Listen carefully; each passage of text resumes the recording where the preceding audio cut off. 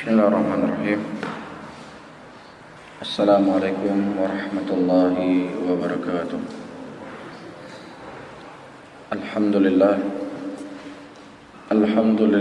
hamdan katsiran tayyiban mubarakan fihi mubarakan alaihi kama yuhibbu rabbuna wa yarda. Asyhadu an la ilaha illallah wahdahu la syarika lah إقرارا به وتوحيدا وأصلي وأسلم على نبينا الكريم محمد وعلى آله وأصحابه ومن تبعهم بإحسان إلى يوم الدين. Saudara-saudaraku kaum muslimin dan kaum muslimat yang dirahmati oleh Allah Tabaraka wa Ta'ala, yang menjadi tajuk atau tema pengajian kita di subuh kali ini adalah hukum seputar tawasul. Hukum seputar tawasul. Karena jauhnya kebanyakan kaum muslimin dari Rabbnya dan jahilnya mereka dengan agama Allah Subhanahu wa Ta'ala, terlebih di zaman ini, sehingga tersebar di tengah-tengah kaum muslimin syirkiyat, kesyirikan, kebidahan, wal khurafat. Dan dari antara bentuk kesyirikan dengan segala bentuknya, yaitu pengagungan sebagian kaum muslimin kepada orang-orang yang dikatakan sebagai wali-wali Allah Subhanahu wa Ta'ala, ataukah orang-orang saleh yang mereka berdoa kepada wali-wali tersebut selain dari Allah Subhanahu wa Ta'ala, dan meyakini bahwasanya wali-wali tersebut bisa memberikan manfaat, bisa menghilangkan mudarat, sehingga mereka mengagungkannya. Dan terkadang na'udzubillah mereka tawaf di sekitar kuburan wali-wali tersebut. Mereka menyangka bahwasanya dengan bertawassul dengan kuburan-kuburan para wali, sehingga akan mudah untuk mendapatkan hajat-hajat mereka, dan mudah untuk dijauhi daripada segala malapetaka dan mara bahaya. Walau anna haula'in nas jahalah raja'u ila al-Qur'an wa sunnah. Kalau seandainya mereka mau kembali kepada Al-Quran dan kembali kepada Sunnah Rasul Sallallahu Alaihi Wasallam, maka dia akan mendapatkan apa yang mereka lakukan adalah perbuatan dari perbuatan yang dilarang oleh Allah Subhanahu Wa Taala, dan perbuatan yang telah diperangi oleh Rasulullah Sallallahu Alaihi Wasallam. Ayyuhal hadirun rahimani wa rahimakumullah. Berbicara tentang tawasul, maka kita berbicara tentang doa. Karena seseorang bertawasul itu dia berdoa. Perlu diketahui bahwasanya doa adalah sebuah ibadah yang sangat mulia, ibadah yang sangat agung, dan tidak diragukan bahwasanya doa adalah ibadah. Sebagaimana hadis dikeluarkan oleh Imam Ahmad dan juga Imam Tirmidzi dan juga An-Nasa'i rahimahumullah, Rasulullah sallallahu alaihi wasallam menyebutkan ad-du'a wal ibadah. Doa itu adalah ibadah. Dan yang namanya ibadah, tidak boleh seseorang memalingkan kepada siapapun ibadah tersebut kecuali hanya kepada Allah Tabaraka wa Ta'ala. Allah Subhanahu wa Ta'ala menyebutkan wa annal masajida lillah fala tad'u ma'allahi ahada. Bahwasanya masjid-masjid ini adalah hanya milik Allah Subhanahu wa Ta'ala, maka jangan engkau beribadah bersama Allah Subhanahu wa Ta'ala dengan selainnya. Jadi kita dilarang untuk beribadah kepada selain Allah, dan bersama dengan itu kita beribadah juga kepada Allah. Tapi ibadah itu murni harus diserahkan kepada Allah Subhanahu wa Ta'ala, yang tidak tercampur sedikit pun dengan kotoran-kotoran kesyirikan. Ini namanya ibadah. dan terkhusus doa. Terkhusus doa. Dalam banyak ayat Allah Subhanahu wa taala menyebutkan dan memerintahkan kepada kita untuk berdoa kepadanya. Wa qala rabbukum ud'uni astajib lakum innal ladzina yastakbiru an ibadati sayadkhuluna jahannama dakhirin. Dan sesungguhnya Allah Subhanahu wa taala menyebutkan, berkata Rabb kalian, berdoalah kepadaku, maka niscaya aku akan mengabulkan doa kalian. Dan orang-orang yang mereka enggan dan sombong di dalam berdoa kepadaku, maka aku akan masukkan mereka ke dalam neraka jahanam dalam keadaan terhinakan.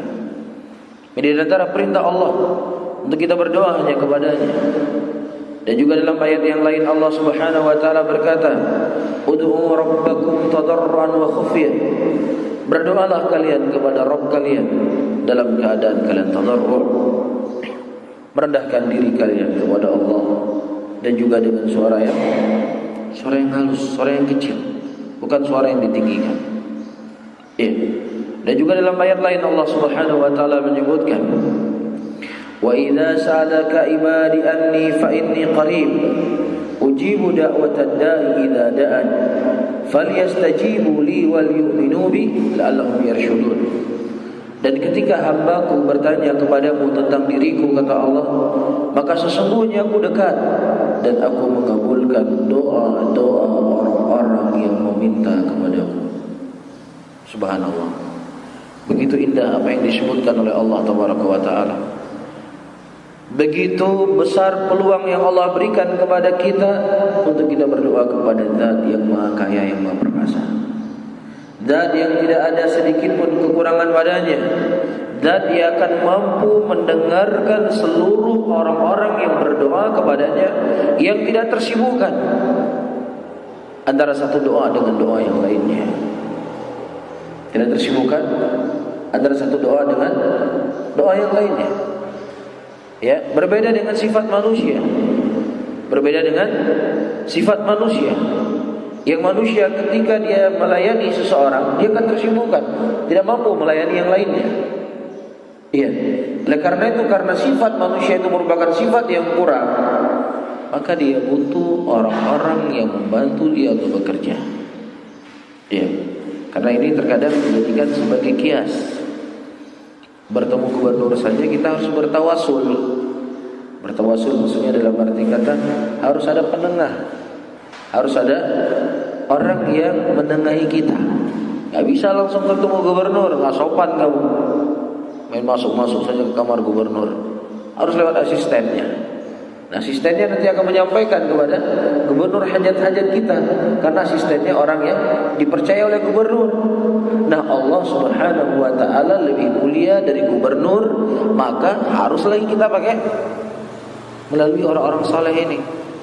Ia akan menyampaikan doa kita kepada Allah. Kita ini orang banyak dosa, kita ini orang kotor, ya, kita banyak berbuat maksiat, sehingga gak mungkin kita langsung meminta kepada Allah, harus melalui wasilah-wasilah ini. Subhanallah. Kalimat yang seakan-akan indah, ya, kalimat yang seakan-akan ingin memuliakan dan mengagungkan Allah Subhanahu wa taala. Para hadirin, perlu diketahui, orang-orang Nasara, ya, orang-orang yang mereka sangat bersemangat untuk beribadah, bersemangat untuk mendapatkan kebaikan. Ya. Namun kebodohan mereka, kejahilan mereka, sehingga kesemangatan mereka ini, kecintaan mereka ini justru menggiring mereka kepada perbuatan yang kufur. Ya. Ketika dia mengatakan Allah punya anak, tujuan mereka bukan untuk mencela Allah, bukan. Tujuan mereka untuk mensucikan Allah, untuk mengagungkan Allah. Tetapi dengan kebodohan dan kejahilan yang ada pada diri mereka, akhirnya apa? Pengagungan menjadi sesuatu yang menghina Allah Subhanahu wa taala. Sampai-sampai Allah menyebutkan dalam Al-Qur'an, laqad ji'tum syai'an idda takadu as-samawati yatafattarna min wa tanshaqqu al-ard wa takhirrul jibalu hadda. Sungguh jelek apa yang mereka ucapkan, kata Allah. Sampai-sampai langit tersebut mau runtuh, ya, dan bumi hancur, dan gunung-gunung terbelah, dikarenakan mereka mengatakan Allah Subhanahu wa taala memiliki anak. Ini asalnya, awalnya bukan untuk mencela Allah, tapi untuk mengagungkan Allah, tapi karena kebodohan dan kejahilannya. Nah, begitu juga orang-orang yang mereka ingin mensucikan Allah melalui kias yang saya sebutkan tadi. Wa ila, ini sebenarnya adalah bentuk pelecehan dan perendahan kepada Allah Rabbul Alamin. Manusia sebagaimana saya sebutkan tadi, dia punya sikap yang lemah, punya sifat yang terbatas. Ketika dia melayani satu orang, dia kan tidak akan bisa melayani yang lainnya. Ya, ada kelelahan. Untuk bertemu orang 10 orang saya sudah lelah. Ini sifatnya manusia. Karena kekurangannya inilah dia membutuhkan apa? Orang-orang yang akan membantu pekerjaannya. Ya, ada camatnya nanti, ada lurahnya, ada bupatinya, ada wali kotanya. Karena dia manusia yang lemah. Adapun Allah Rabbul Alamin, laisa kamitslihi syai'un. Allah Subhanahu wa taala tidak sama sedikit pun dengan makhluknya. Dan kalau seandainya seluruh manusia berdoa kepada Allah Subhanahu wa taala, Allah tidak akan tersibukkan. Orang-orang yang berdoa di sebelah utara, kemudian Allah tersibukkan, tidak bisa mendengar orang-orang yang berdoa di sebelah selatan. Allah tidak disifati dengan sifat ini. Allah mengetahui seluruh apa yang mereka minta kepadanya. Dengan beraneka ragam bahasa Allah tahu. Bahkan apa yang terbetik di dalam hatinya Allah Subhanahu wa taala tahu. Wallahu ya'lamu sirrakum wa jahrakum wa ya'lamu ma taksibun. Allah Subhanahu wa taala mengetahui apa yang tersembunyi dari kalian dan apa yang nampak dari kalian, dan Allah mengetahui apa yang kalian amalkan. Apakah mungkin menyamakan sesuatu zat yang maha sempurna dengan makhluk yang punya serba kekurangan dan kelemahan? Ya, tentunya ini sebuah kriminalitas kepada Allah Subhanahu wa taala, menyamakan Allah dengan makhluknya tanpa disangka. Ya, tanpa disangka. Allah sendiri yang berkata dalam Al-Quran, Ud'uni astajib lakum, berdoalah kalian kepadaku. Allah Subhanahu wa taala tidak berkata Ud'uni biwasilatil fulan wa fulan wa fulan, berdoalah kalian dengan wasilah fulan dan fulan, tidak ada. Ud'uni, berdoa kepadaku, aku akan mengabulkan doa kalian. Ini yang Allah sebutkan dalam Al-Quran. Dan datangkan kepada kita satu dari ayat Al-Quran yang Allah Subhanahu wa ta'ala memerintahkan kepada kita berdoa dengan menyebut nama fulan, nama fulan, dan nama fulan, dan melalui kuburan fulan dan kuburan Allah. Datangkan satu ayat Quran, ya, dan satu hadis Nabi SAW yang sahih. Saya katakan ya, yang sahih. Dan satu perbuatan sahabat Nabi sallallahu alaihi salatu wasalam yang mereka berdoa melalui kubur-kubur atau orang-orang saleh, yang sanadnya sahih sampai ke sahabat Nabi sallallahu alaihi wasallam. Bahkan yang ada di dalam Al-Quran, Allah Subhanahu wa ta'ala mengingkari segala bentuk wasilah-wasilah yang dipakai oleh mereka di dalam berdoa kepada selain Allah Subhanahu wa ta'ala melalui makhluk-makhluk Allah Subhanahu wa ta'ala, kecuali apa yang datang darinya nas. Allah sebutkan dalam Al-Quran, Qul id'uul ladzina za'amtum min dunihi fala yamlikuna kashfa dhurri 'ankum wala tahwila. Justru datang kepada kita bentuk pengingkaran Allah Subhanahu wa ta'ala dalam Al-Quran. Qul id'uul ladzina za'amtum, datangkan kepadaku, katakanlah Muhammad kepada mereka musyrikin, datangkan tuan-tuan yang kalian sembah dahulunya selain Allah Subhanahu wa ta'ala, yang kalian minta, yang kalian jadikan sebagai wasilah, datangkan mereka semuanya. Dan kata Allah, fala yamlikuna kashfa dhurri ankum, mereka tidak mampu untuk menghilangkan mudarat bagi kalian sedikit pun, kata Allah. Dan mereka juga tidak mampu memindahkan dari satu mudarat ke tempat yang lainnya. Mereka tidak mampu. Ayat ini turun, ya, disebutkan oleh para ulama, yaitu orang-orang yang mereka menyembah Nabi Isa, menyembah ibunya, dan menyembah malaikat-malaikat. Kata Allah, "Fala yamlikuna kashfa dhurri ankum wa la tahwila." Nabi Isa, ibunya Maryam, dan juga malaikat, mereka tidak mampu untuk menghilangkan mudarat bagi kalian. Tidak mampu. Dan kalau seandainya Nabi Isa, ulul azmi minar rasul, tidak mampu menghilangkan mudarat bagi orang yang meminta kepadanya, nah bagaimana lagi dengan kubur-kubur yang tidak jelas kuburan siapa? Kalau seandainya pun kuburan orang saleh, maka tentunya kesolehannya tidaklah sehebat Nabi Isa alaihi salatu wassalam. Kemuliaannya tidak semulia Nabi Isa. Yang Nabi Isa Allah katakan, "Fala yamlikuna kashfa dhurri ankum." Tidak akan mampu untuk menghilangkan mudarat dari kalian sedikit pun, dan juga tidak mampu memindahkan. Ya, ini ada mudarat di kota A dipindahkan ke kota B, tidak mampu juga mereka lakukan. Itu semua adalah hak siapa? Allah Subhanahu wa taala. Itu yang mampu dimiliki hanya Allah. Karena kalau seandainya itu hanya mampu dimiliki oleh Allah, kenapa kita tidak berdoa kepadanya? Kenapa kita tidak memohon kepadanya? Kenapa kita tidak meminta kepada Allah Subhanahu wa ta'ala? Yang Allah telah berkata sendiri dalam Al-Quran, "Astajibu lakum." Aku akan mengabulkan bagi kalian doa-doa yang kalian minta kepadaku. Nah, ini para hadirin yang dirahmati oleh Allah Tabaraka wa Ta'ala, dikarenakan ketidakfahaman, ya, dan tidak mempelajari sumber Islam dari sumbernya, sehingga terjadilah apa yang terjadi di tengah-tengah kaum muslimin. Ketika kita mengatakan kepada kaum muslimin, berdoalah langsung kepada Allah, mintalah kepada Allah, kemudian mereka akan mengecap atau akan memvonis mereka adalah orang-orang yang benci dengan orang-orang saleh. Mereka adalah orang-orang yang tidak memuliakan wali-wali Allah. Mereka adalah orang-orang yang menjatuhkan kehormatan para ulama. Hasbunallah wa ni'mal wakil. Fama ashbah al-laila bil barihah. Fama ashbah al-laila bil barihah. Begitu serupa malam ini dengan malam kemarin. Begitu serupa malam ini dengan malam kemarin.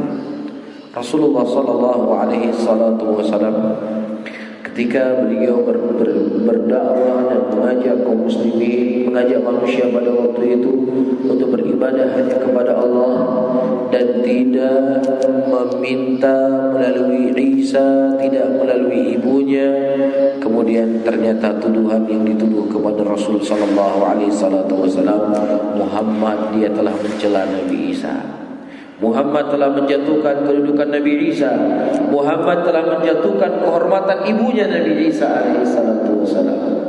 Hasbunallah wa ni'mal wakil. Dan isu ini berkembang ketika itu, sampai-sampai ketika para sahabat Rasulullah sallallahu alaihi wasallam hijrah ke Habasyah, di antaranya Ja'far bin Abi Thalib, Ummu Habibah bintu Abi Sufyan hijrah ke Habasyah.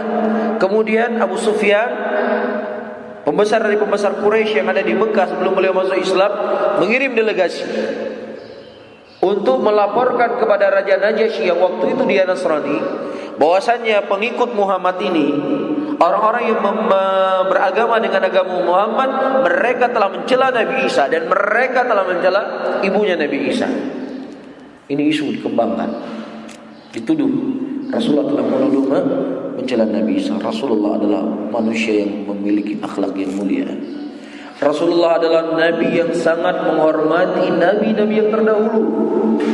Maka Rasulullah SAW berkata, sebagaimana dikeluarkan oleh Imam Bukhari dalam Sahihnya, "Man qala ana afdal min Yunus ibn Matta faqad kadzib."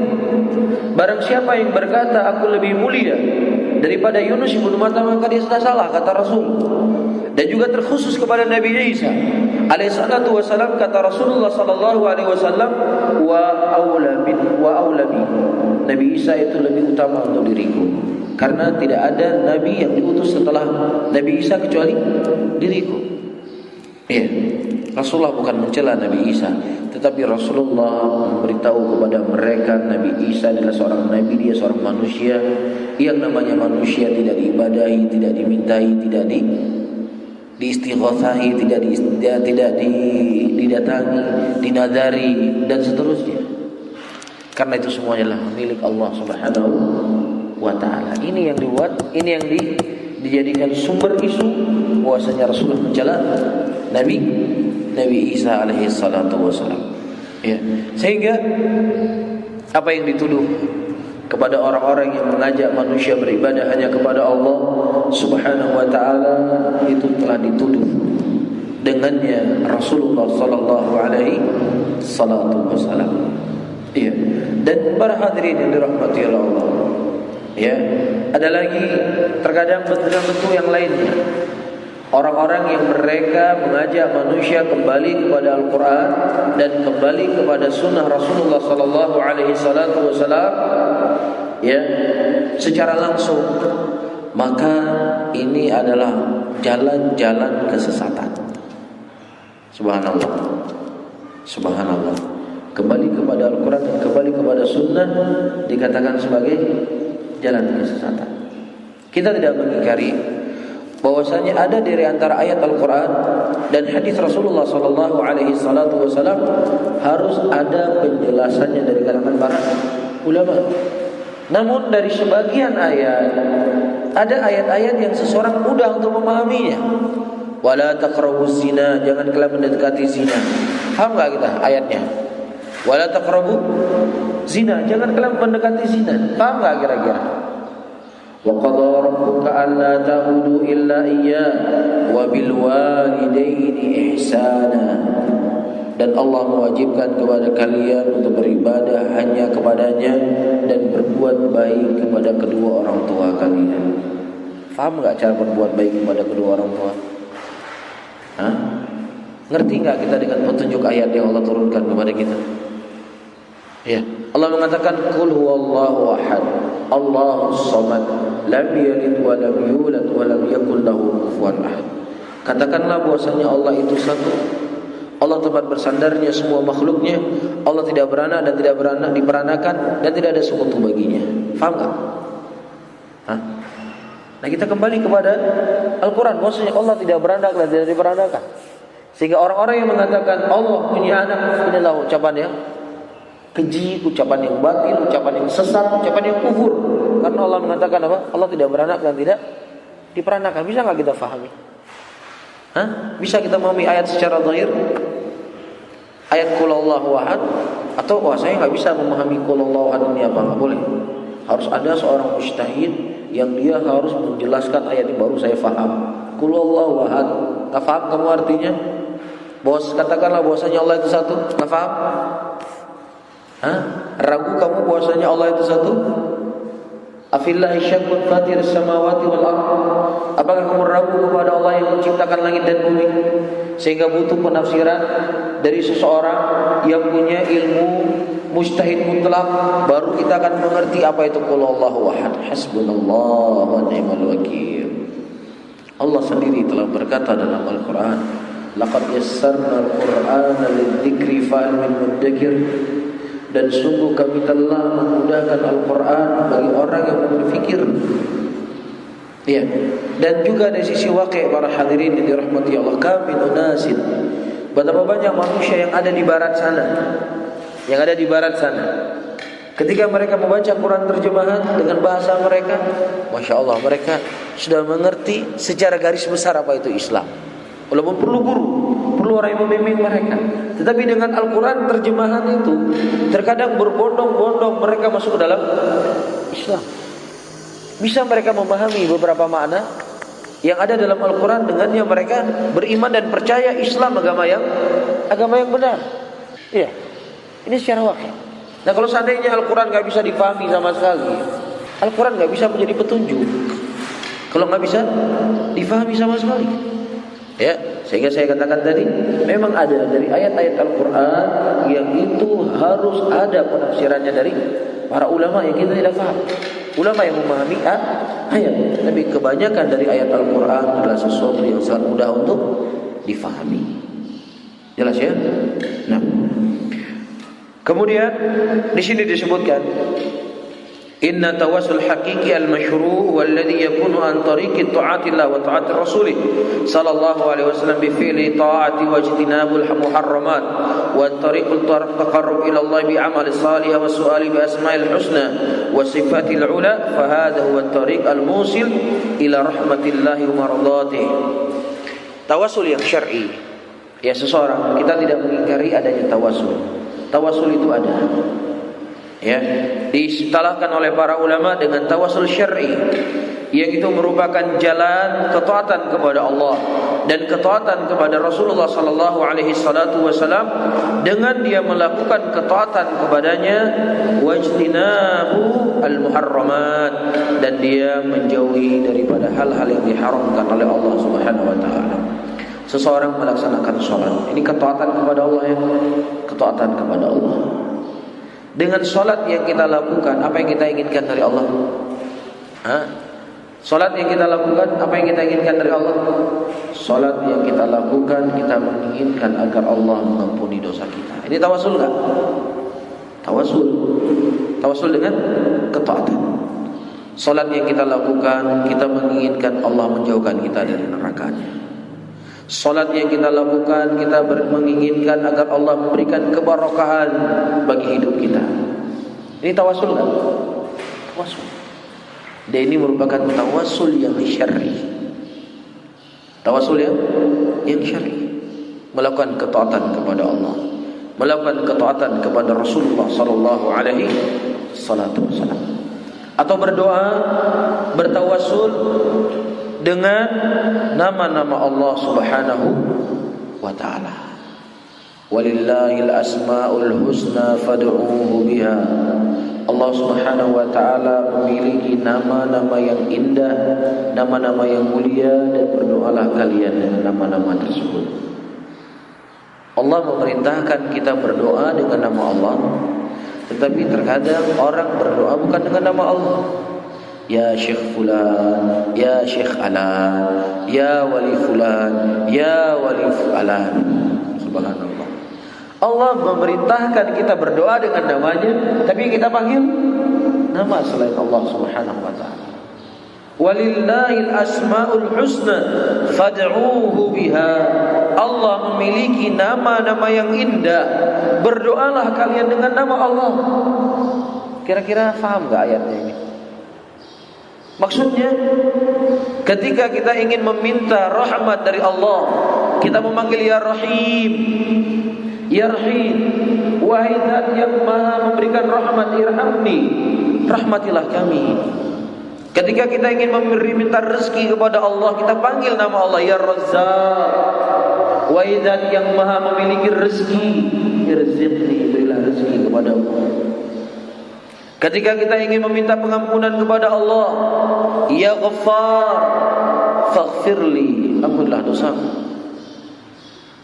Ini perintah Allah untuk kita berdoa dengan nama-nama Allah Subhanahu wa taala. Sehingga jangan kita masukkan nama lain di dalam kita berdoa. Minta dengan nama Allah. Mana yang lebih baik? Nama Allah ataukah nama selain nama Allah? Tentunya tidak perlu dijawab. Tidak ada keraguan bagi seorang muslim bahwasanya nama Allah, sifat-sifat Allah adalah yang terbaik dan tidak ada tandingan satupun daripada sifat dan nama Allah Subhanahu wa taala. Dan Allah memerintahkan kita berdoa dengan namanya. Lah kenapa kemudian ketika kita berdoa memasukkan nama selain nama Allah dalam kita berdoa? Iya. Kemudian dari hal-hal yang boleh kita bertawassul, para hadirin yang dirahmati oleh Allah, yaitu bertawassul dengan amalan soleh. Bertawassul dengan amalan soleh. Sebagaimana Rasulullah menyebutkan 3 orang yang mereka waktu itu kehujanan, kemudian mereka naik ke gunung, masuk ke dalam goa, tiba-tiba jatuh batu, menutupi pintu goa mereka. Kemudian mereka berdoa. Ada di antara mereka yang waktu itu sudah ada seorang wanita yang mau dia zinai, wanita yang sangat cantik, yang memiliki nasab. Kemudian wanita tersebut berkata, "Ittaqullah, takutlah kamu kepada Allah." Kemudian dia meninggalkan perzinahan tersebut dan dia berkata, "Ya Allah, kalau seandainya ini merupakan amalan kebaikan bagiku, amalan soleh bagiku, ya Allah, maka bukakanlah pintu goa tersebut." Dan kemudian terbuka. Kemudian dua berdoa dan bertiga berdoa, dan Allah Subhanahu wa taala membuka dari batu goa yang tertutup tadi. Sehingga para hadirin yang dirahmati oleh Allah Taala, doa merupakan silah yang paling terbesar antara seorang hamba dengan Rabb-Nya. Jangan pernah kita berlupa untuk berdoa kepada Allah. Sesuatu yang terkadang gak masuk akal kita bisa terselesaikan dengan doa. Dengarkanlah, saya membaca sebuah ayat di dalam Al-Quran. Doanya Nabi Zakaria alaihi salatu wassalam. Allah Subhanahu wa taala menyebutkan dalam surat Al-Qasas, qala rabbi inni wahanal adhmu minni washta'ala ra'si taib washta'ala ra'su shayba wa lam akun bidu'aika rabbi syaqiyya wa inni khiftu mawaliya min wara'i kanat imraati 'aqira fahabli min ladunka waliyya. Subhanallah.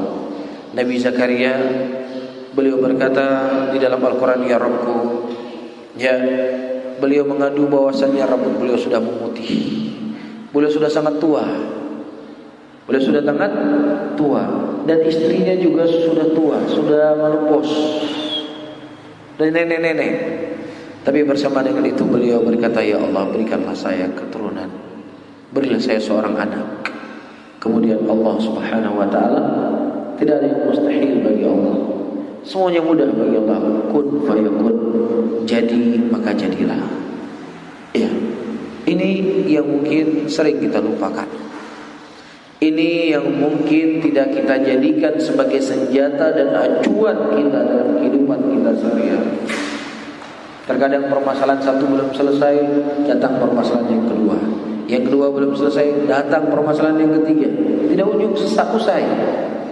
Ya, mungkin ada yang salah antara hati kita dengan roh kita. Kita lupa dengan Allah Subhanahu wa taala. Kita lupa dengan Allah. Rasulullah sallallahu alaihi wasallam menyebutkan dalam hadisnya, "Ma min hammin aw haznin." Tidak ada dari kesedihan, kepiluan, kegalauan. Kemudian dia berkata, "Ya Rabbi, ana abduka abnu abdika." Ya Rabbku, sesungguhnya aku adalah hambamu dan anaknya hambamu. Dia berdoa dan meminta kepada Allah agar diberikan kelapangan hatinya. Kemudian kata Nabi SAW, "Illa adhaba haznahu wa hammahu." Kecuali Allah akan hilangkan kesedihannya dan kepiluannya dan kecemasannya. Dihilangkan oleh Allah ketika kita berdoa dan mengangkat kedua tangan kita memohon kepada Allah Subhanahu wa taala. Sesuatu yang mudah, sesuatu yang gratis, nggak pakai syarat-syarat. Ya, ini kalau doa kita mau dikabulkan, ini syaratnya harus ikut ini, ikut ini, ikut itu. Ini kalau seandainya doanya itu lebih top, ya, maka syaratnya harus ritual begini dan begitu. Nggak ada ritual ini begitu. Kamu masuk ke masjid, kamu sholat 2 rakaat, kamu adakan kedua tanganmu, berdoa sama Allah Subhanahu wa taala. Atau di sepertiga malam kau bangun dari malammu. Iya. Kemudian dalam sujudmu kau berdoa meminta kepada Allah. Dalam hadis qudsi disebutkan Allah Subhanahu wa taala berkata, "Di mana orang-orang yang berdoa kepadamu di sepertiga malam, aku akan mengabulkan doa mereka." Iya. Ini yang mungkin yang kita lupakan. Yang ada hari-hari ini terlebih para pemuda-pemudi dan yang tua juga terkadang nggak kalah seperti anak muda. Ada masalah? Gimana kira-kira sekarang ada masalah? Mengadunya di mana? Aduh, saya hari ini begini. Facebook, ya, atau yang lain-lainnya. Mengadu di situ semuanya. Semua keluar di situ. Subhanallah. Apa yang bisa menyelesaikan masalah kamu? Hah? Apa yang bisa menyelesaikan masalah kamu apabila engkau bergantung kepada manusia? Rasulullah sallallahu alaihi wasallam mengatakan, "Awajtamu minal jinni wal ins ayanfauka bi syai'in." Kalau seandainya seluruh jin dan manusia mereka berkumpul ingin memberikan manfaat kepadamu, mereka tidak mampu memberi manfaat kecuali apa yang telah ditentukan oleh Allah Subhanahu wa taala. Oleh karena itu para hadirin yang dirahmati oleh Allah, kembalilah kepada Allah. Kembali kepada Allah, berdoalah kepada Allah dan sucikanlah doa-doa kita hanya kepada Allah, tidak kepada selain dari Allah Subhanahu wa taala. Insyaallah akan menjadi kehidupan kita lebih baik karena kita bergantung kepada Zat yang Maha Kuat. Kita bergantung kepada Zat yang Maha Kuat. Tapi kalau kita bergantungnya kepada manusia ya semana yang kita gantung. Ya gantungnya lemah ya lemah jadinya kita. Tapi kalau kita bergantung kepada Zat yang Maha Kuat, yang Maha Perkasa, maka kekuatan itu juga akan muncul dari hati seorang hamba. Allah taala alam bisawab. Insyaallah taala akan kita lanjutkan pada pertemuan yang akan datang. Mungkin ini yang bisa saya sampaikan di subuh kali ini. Mudah-mudahan bermanfaat bagi saya sendiri dan juga bagi hadirin semuanya. Nah, mungkin ada sesuatu yang mau disampaikan atau ditanyakan, silakan. Silakan Pak Nas. Waalaikumsalam warahmatullahi wabarakatuh. Tawasul itu yang meminta tolong kepada orang yang itu. Misalnya kita meminta doa, kemudian dengan doa itu kita mengadakan ada kenduri-kenduri sedikit. Karena tidak sanggup berdoa sendiri, kita tak tolong Ustaz atau guru yang dianggap bahwa lebih dalam dari tersebut. Ya. Itu bagaimana? Waalaikumsalam warahmatullahi wabarakatuh. Saudara-saudara kaum muslimin dan kaum muslimat yang dirahmati oleh Allah Tabaraka wa taala, meminta doa kepada orang yang saleh agar dia berdoa kepada Allah Subhanahu wa taala untuk kita, ini dalam perkara secara hukum asal dibenarkan dalam syariat Islam. Rasulullah sallallahu alaihi wasallam menyebutkan dalam hadisnya, ada 70.000 orang yang mereka akan masuk ke dalam surga tanpa adab dan tanpa hisab. Kemudian berdiri seorang sahabat Rasulullah, "Ya Rasulullah, ud'uni akun minhum." Ya Rasulullah, berdoalah untukku. Berdoa itu siapa? Berdoa kepada siapa? Berdoalah kepada Allah. Ud'ullahu li. Berdoalah kepada Allah untukku agar aku termasuk dari 70.000 orang yang masuk surga tanpa adab dan tanpa hisab. Kemudian kata Rasulullah, anta minhum, kamu bagian dari mereka. Kemudian berdiri sahabat yang lainnya, "Ya Rasulullah, ud'ullahu li an akuna minhum." Kemudian kata Rasulullah, "Waqad sabaqaka Ukasha." Telah mendahuluimu Ukasha. Nah, di sini boleh seseorang bertawassul, berdoa melalui orang-orang saleh yang mereka masih hidup. Jangan yang sudah meninggal. Orang saleh yang masih hidup. Yang diceritakan oleh Rasulullah sallallahu alaihi wasallam, ada seorang tabi'in yang bernama siapa? Yang dia orang yang dikabulkan doanya oleh Allah Subhanahu wa taala. Ada tahu namanya? Uwais al-Qarni radhiyallahu taala anhu rahimah. Dia bukan seorang sahabat, dia seorang tabi'in. Tapi di zaman Rasulullah sudah menyebut namanya dan membuat cemburu Umar bin Khattab radhiyallahu taala anhu. Membuat apa? Cemburu Umar bin Khattab radhiyallahu taala anhu sehingga Umar berpesan kalau bertemu dengan Uwais al-Qarni, ya, tolong doakan, diminta doakan kepada Allah tentunya, bukan minta sama dia.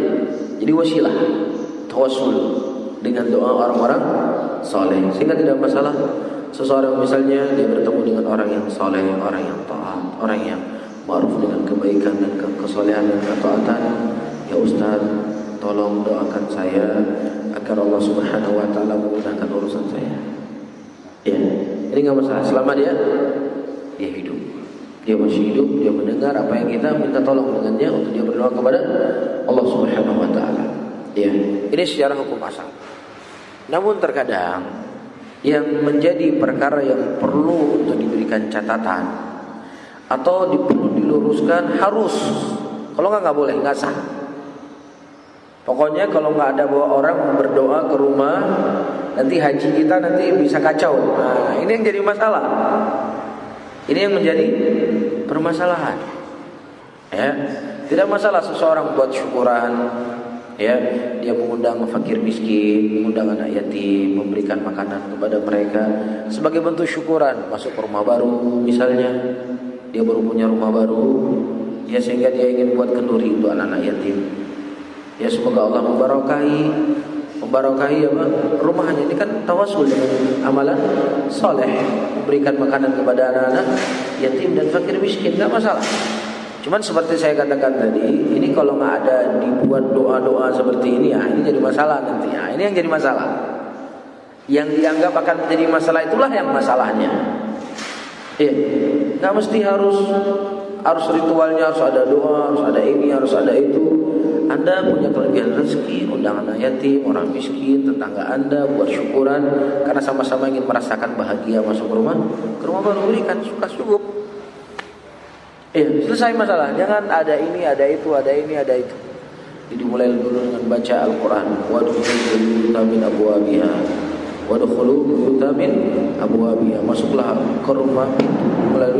Masuklah ke rumah melalui pintu-pintunya. Ini kalau baca ayat ini, maka rumahnya akan begini, akan begitu. Dibuat-buat lagi, ditambah-tambah. Ini hal yang mungkin perlu dikoreksi dan perlu diluruskan. Nah, Allah Taala alam bisawab, ilmu inda Allah tabaraka wa taala. Nah, ada yang lain? Nah, silakan. Waalaikumsalam.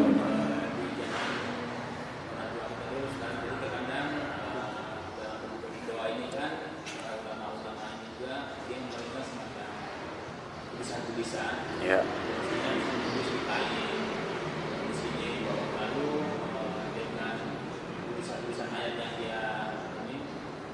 Diyakini oleh masyarakat bahwa itu akan memberikan keberkahan.